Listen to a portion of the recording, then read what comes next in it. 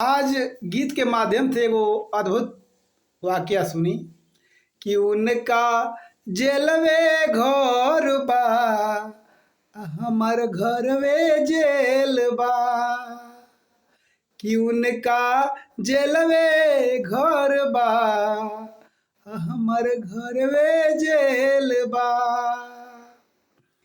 काजू बादाम छेना बर्फी काटे ने जेली में सूत के, ओई जैसे सरकार चलावे दोनों हाथ लूट के।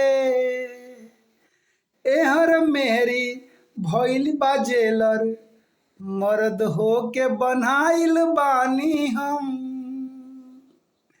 बेटा बेटी के खर्चा में सूली टंगाइल बानी हम। ऐसन केस बा ऐसन कोर्ट में जीवन भर मिली न बेल बा। उनके जेलवे घर बा, हमार घरवे जेल बा। कि उनका जेलवे घर बा, हमार घरवे जेल बा।